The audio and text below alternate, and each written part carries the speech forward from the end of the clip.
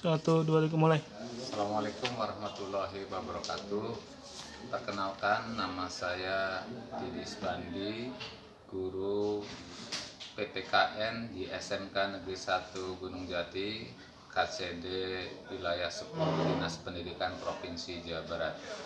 Baik, anak sekalian, pada kesempatan siang hari ini kita akan belajar dengan materi berperilaku jujur dalam praktek perlindungan dan penegakan hukum di tengah masyarakat.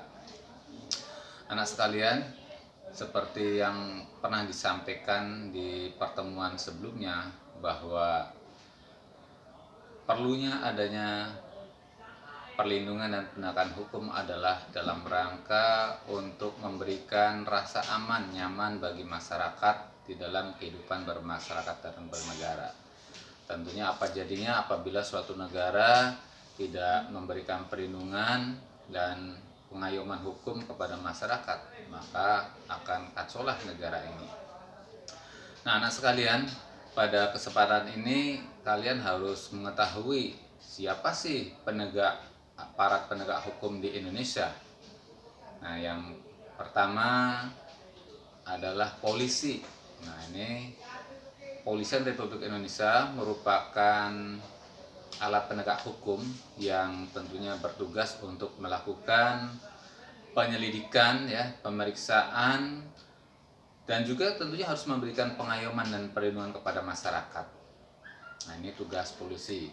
Nah, memang akhir-akhir ini kalau kalian saksikan ini ada beberapa perilaku oknum polisi yang tidak patut untuk ditiru. Tapi pada dasarnya anak sekalian, polisi di Indonesia itu masih banyak yang bagus masih banyak yang berperilaku jujur, berperilaku melindungi masyarakat. Jadi memang ada beberapa oknum yang seperti itu. Tentunya bagaimana tindakan Kapolri untuk melakukan tindakan kepada mereka yang melanggar itu sudah melalui jerat hukum. Nah, siapa lagi penegak hukum yang berikutnya? Penegak hukum yang berikutnya adalah jaksa. Nah, jaksa ini nantinya juga akan melakukan penyidikan, mengajukan tuntutan kepada pelaku atau yang disangkakan melakukan kesalahan. Nanti di dalam persidangan tentunya jaksa akan mengajukan tuntutan-tuntutan kepada yang disangkakan atau sebagai tersangka. Kemudian penegak hukum yang ketiga adalah hakim. Nah, hakim ini banyak orang mengatakan bahwa hakim itu merupakan perwakilan Tuhan di dunia.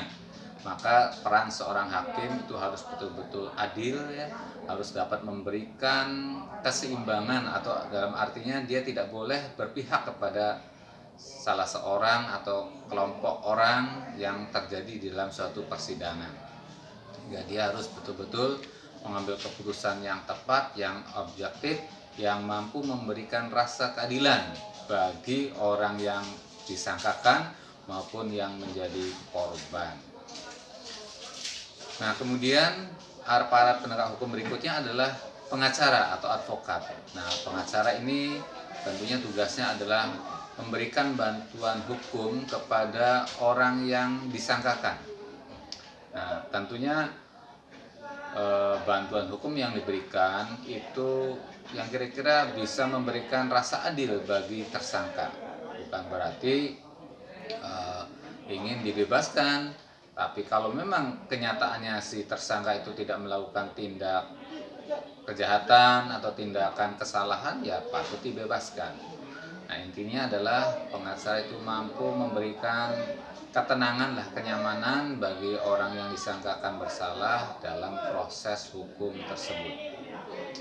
Nah, ada lagi sebenarnya anak-anak tambahan dari aparat penegak hukum di Indonesia adalah KPK Komisi Pemberantasan Korupsi. Nah, KPK ini adalah biasanya menangani kasus-kasus tindak pidana korupsi yang nilainya di atas 1 miliar.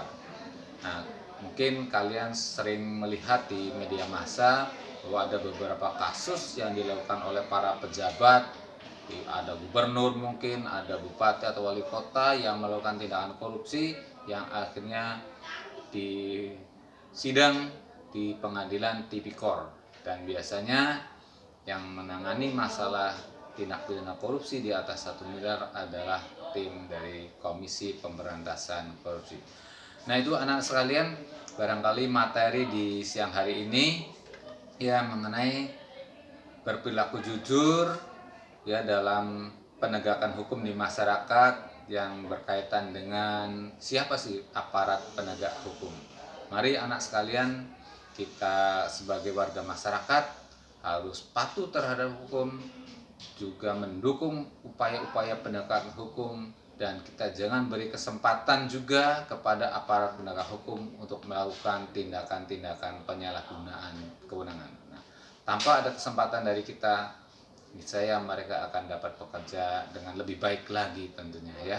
Terima kasih untuk pertemuan di siang hari ini, barangkali sampai di situ dulu. Gampang, atau nanti di lain kesempatan kita akan lanjutkan dengan materi-materi berikutnya. Selamat siang, terima kasih. Assalamualaikum warahmatullahi wabarakatuh. Singkat banget.